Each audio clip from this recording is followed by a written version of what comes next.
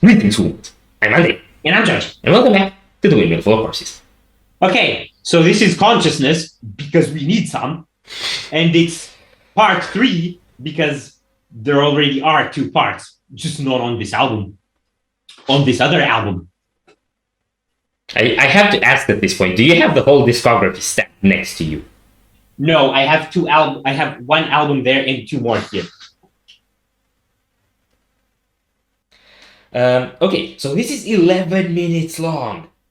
Yes. And if it follows the consciousness tradition, then it's gonna be all instrumental.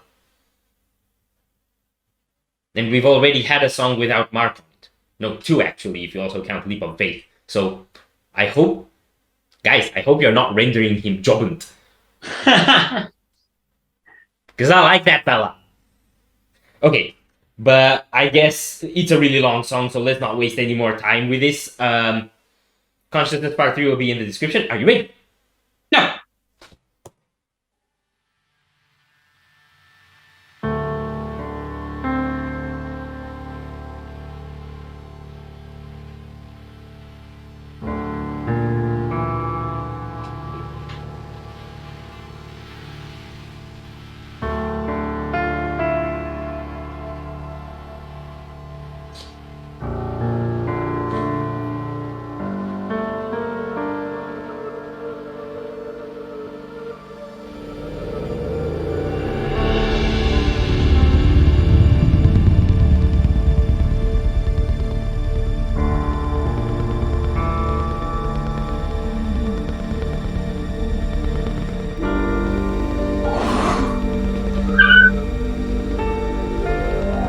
I believe you did that.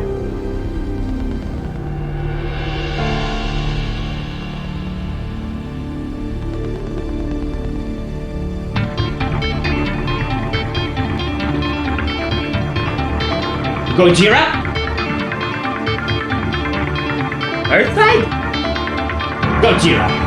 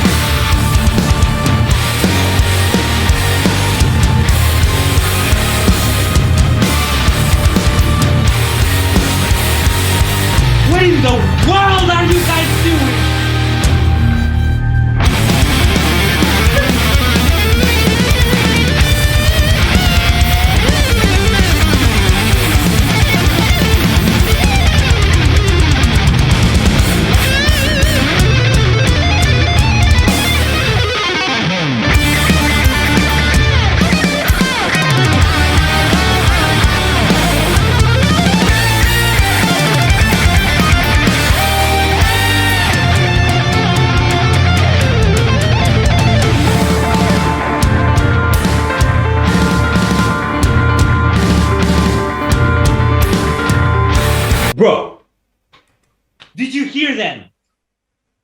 Did you hear all of them? First Atma, then returning to the source. No, was it? No, spiritual migration. Yeah, and before that, I'm pretty sure we got Prison Skin, the lead riff, but it's really complex, which is why it's hard to pull it out of the progression. But okay, so the intro was actually the intro to the original Consciousness Part 1. Then we had the whole toom toom thing, which sounds massive. And then I'm pretty sure we got Prison Skin and Spiritual Migration. And if I'm not mistaken, Stillness is Timeless. No, but do you know exactly the outro to Atma Part 3, the final chugs? That rhythm. Yes. Exactly before Spiritual Migration, before just before this one, on the same note, you had that rhythm first. This isn't gonna make any sense to anyone who's new to the band, but the idea is the guys are basically putting their collective musical consciousness into a song called Consciousness, because these are all reprises from previous songs. From I'm not the sure. previous two albums, Atma, which is displayed over there, and Spiritual Migration, which is displayed over there. Yes. And yeah, I'm not sure if we got them all right, but I'm pretty sure we got some right at least. Definitely Spiritual Migration.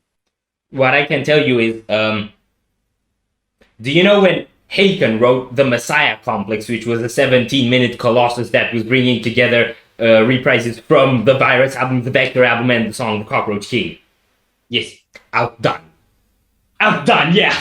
Definitely outdone. It's like, and if anyone competes with those guys and with Dream Theater and with Arion in terms of reprises, it's this song. Yes. And I have to say one more outdone, which is, do you remember All We Knew and Ever Loved by Earthside?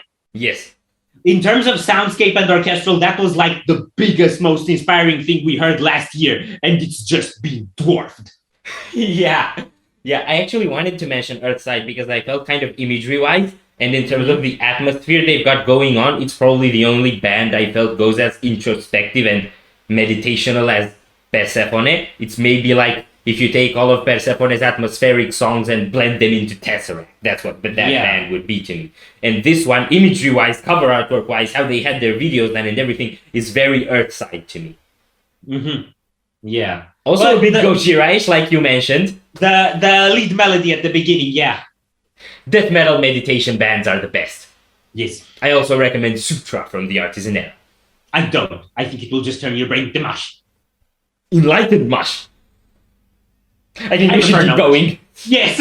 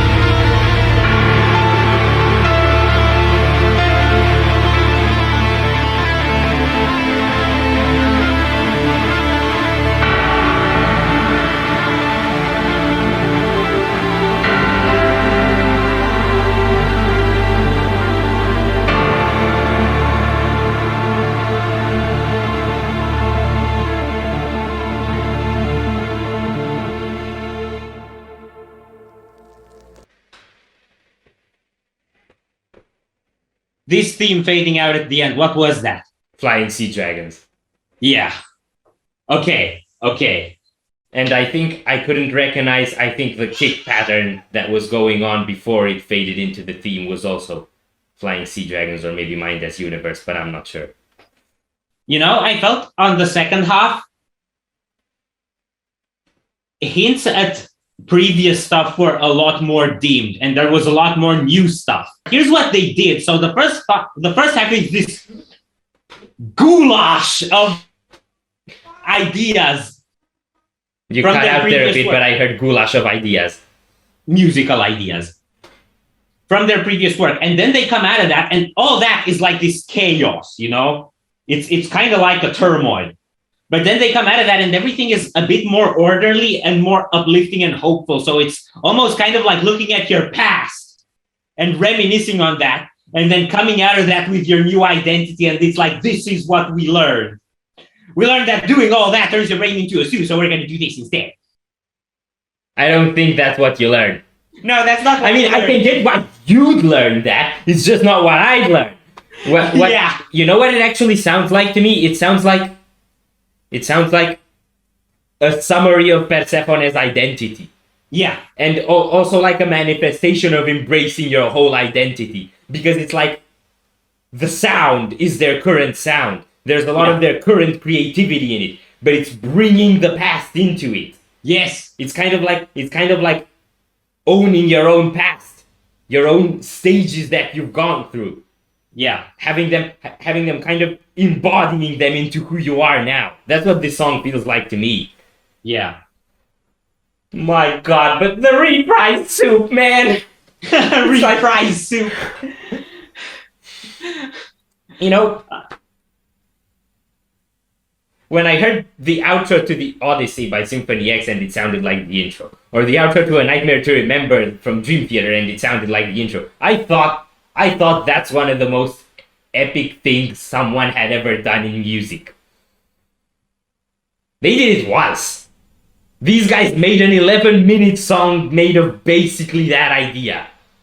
Yeah. If you're into prog, you know that a song over 10 minutes or a reprise are the best thing you can possibly do.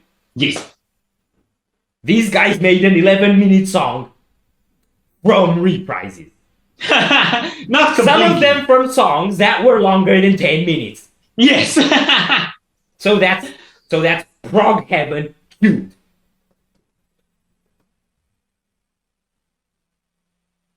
I don't have anything else to say, except these songs are so freaking complex and I will have to listen to them a lot. I am absolutely mind-alteringly flabbergasted. Yes, those are words. I have decided.